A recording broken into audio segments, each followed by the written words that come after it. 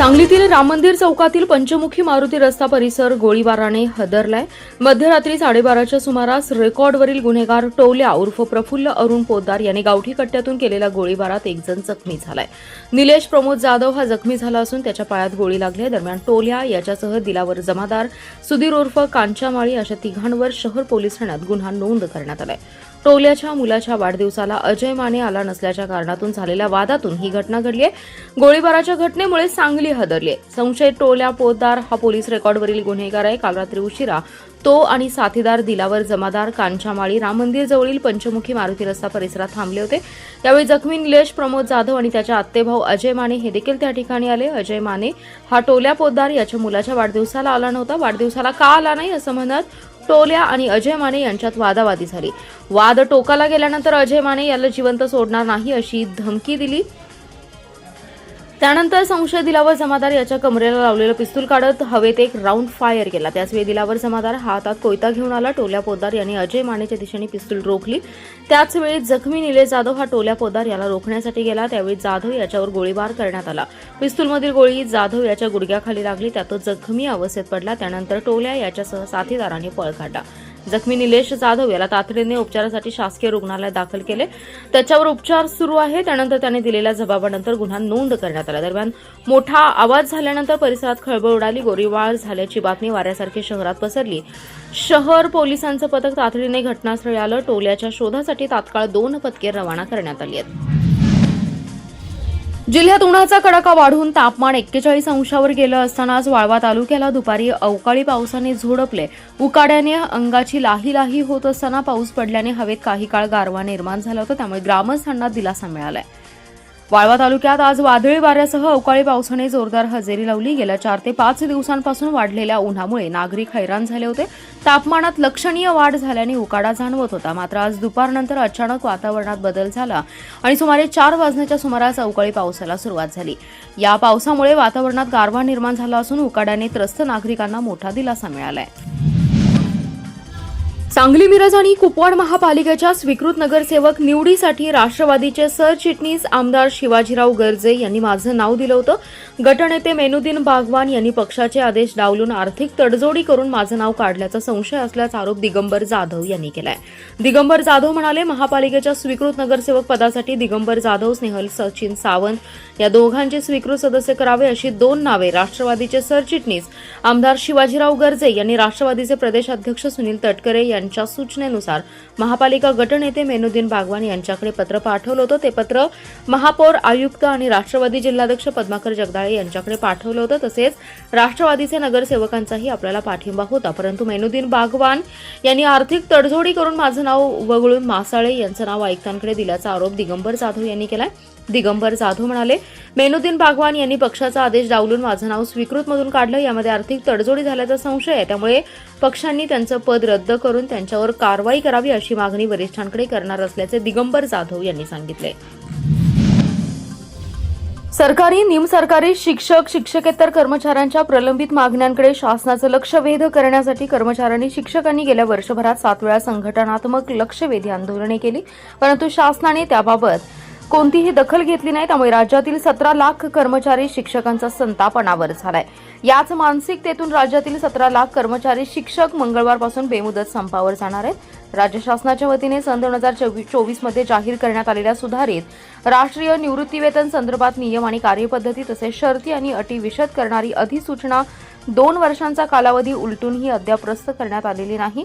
सेवांतर्गत आश्वासित प्रगती योजनेअंतर्गत 10, 20, 30 वर्षांच्या लाभापासून हजारो शिक्षक आणि शिक्षकेतर कर्मचारी वंचित आहेत। लिपिक संवर्गाचे वेतन त्रुटी दूर करा। देशातील 26 राज्यात निवृत्तीचं वय 60 वर्षात करण्यात आले, मग पुरोगामी महाराष्ट्र मागे का असा सवाल करण्यात आलाय।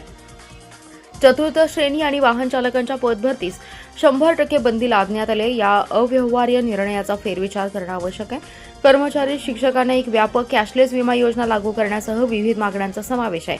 यावेळी कर्मचारी संघटनेचे पीएन काळे, जे.के. महाडिक, डीजी मुलानी, गणेश धुमाळ, रवी अर्जुने, संजय वनमाने, संदीप सकट, शक्ती दबडे, सुलताना जमादार, रणधीर पाटील, विजय वाघोले, सारिका हके, ओंकार कांबळे यांच्यासह पदाधिकारी आणि कर्मचारी उपस्थित होते।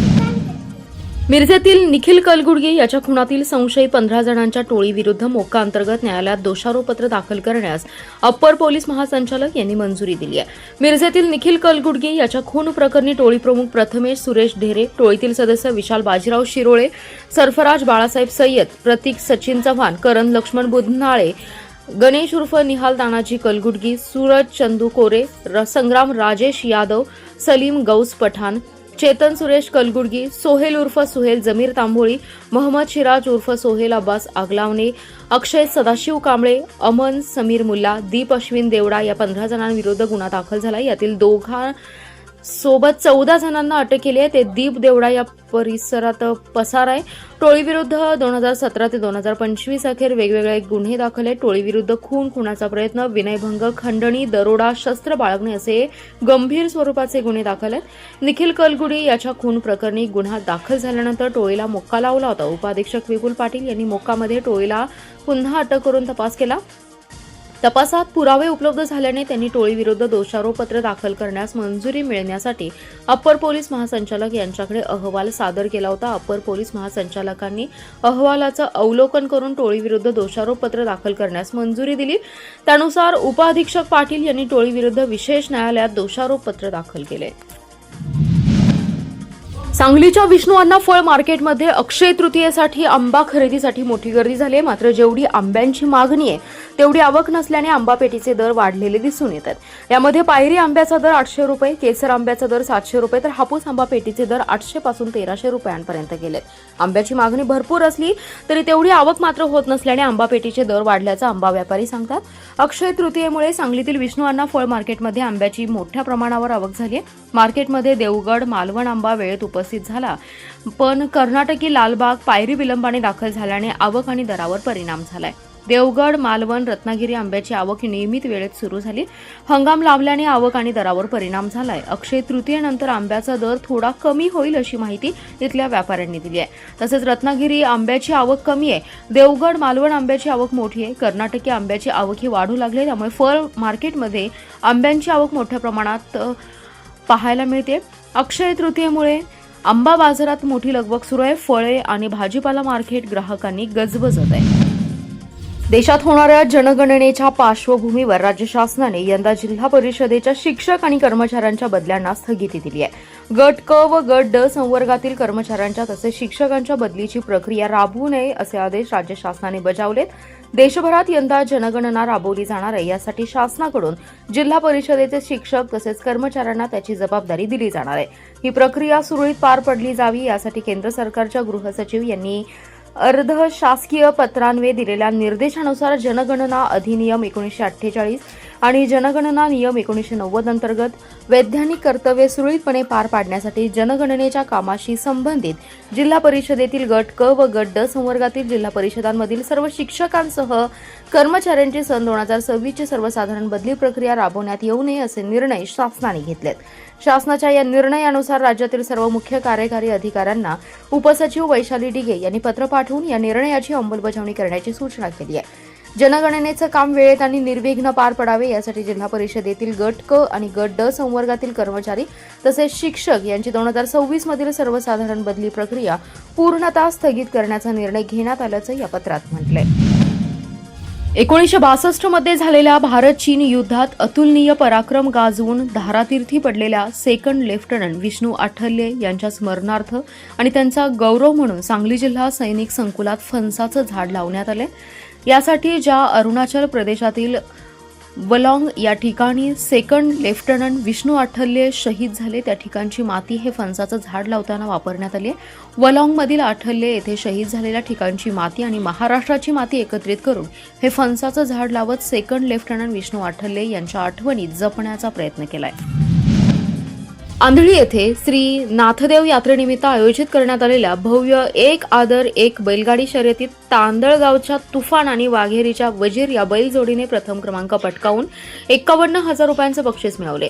या स्पर्धेत सुमारे 200 बैलगाडी मालकांनी सहभाग घेतला होता. स्पर्धेत द्वितीय क्रमांक करोलीच्या रॉकेट MH10 आणि सुंदर 41,000, तृतीय क्रमांक रामापूर वांगीच्या रफ्तार आणि शंभू 31,000, चतुर्थ क्रमांक साखराळे बोरगावच्या बाजी आणि चिंचणी रेठरेच्या सर्जा 21,000, पाचवा क्रमांक आंधळीच्या सारंग आणि ढोराळे आसतच्या 11,000, सहावा क्रमांक शेणेच्या निशान आणि सर्जा 7,000, तर सातवा क्रमांक आंधळीच्या मल्हार आणि वडिया रायबागच्या परशा 5,000 या बैलजोडांनी पटकावलंय. यात्रेनिमित्त कालाष्टमीला पहाटे दंडस्नानाने उत्सवाला सुरुवात झाली. रात्री पालखी मिरवणुकीत मोठी आतिषबाजी करण्यात आली, तर सागर माने आणि सत्यदेव यांच्या धनगरी ओव्यांची जुगलबंदी रंगली. यात्रेच्या काळात संगीता गजरा यांचा तमाशा, मयुरी उत्तेकर यांचा लावणी शो आणि ऑर्केस्ट्रा असे विविध कार्यक्रम संपन्न झाले असून 26 तारखेला मंगला बनसोडे यांचा तमाशा होणार आहे. शर्यतीचा अचूक निकाल मिळवण्यासाठी LED स्क्रीनचा वापर करण्यात आला होता. अमळापूर येथील कृष्णा नदीच्या घाटावर मासे पकडण्यासाठी गेलेला संतोष मारुती पवार या व्यक्तीचा पाण्यात बुडून दुर्दैवी मृत्यू झालाय. 16 एप्रिल रोजी दुपारी ही घटना घडली होती. संतोष पवार हे नदीकाठी गेल्यानंतर बराच वेळ परतले नाही, त्यामुळे ते बेपत्ता झाल्याची नोंद करण्यात आली होती आणि तेव्हापासूनच शोध कार्य सुरू होतं. घटनेचे गांभीर्य ओळखून उपसभापती वैभव उगळे यांनी तातडीने भारतीय रेस्क्यू टीमशी संपर्क साधला. त्यानंतर भारतीय रेस्क्यू टीमचे गजानन नरळे, महेशकुमार मठ, हेल्पलाईन टीम, निहाल शेख आणि SRF टीमने शुक्रवारी दुपारी संयुक्त शोध मोहीम राबवली. या पथकाच्या अथक प्रयत्नानंतर दुपारी 1:15च्या सुमारास मृतदेह नदीपात्रातून बाहेर काढण्यात यश आले. घटनेची माहिती मिळताच सहाय्यक पोलीस उपनिरीक्षक अजय माने, पोलीस कॉन्स्टेबल प्रवीण सुतार आणि त्यांच्या सहकाऱ्यांनी तातडीने घटनास्थळी धाव घेऊन पंचनामा केला. या प्रकरणी पलूस पोलीस ठाण्यात भारतीय नागरी सुरक्षा संहिता कलम 194 प्रमाणे गुन्हा नोंद करण्यात आला असून योगेश हरिनिकम यांनी या संदर्भात फिर्याद दिली आहे. मृतदेह शवविच्छेदनासाठी पाठवण्यात आला असून या घटनेमुळे अमळापूर आणि पलूस परिसरात मोठी हळहळ व्यक्त होतीये.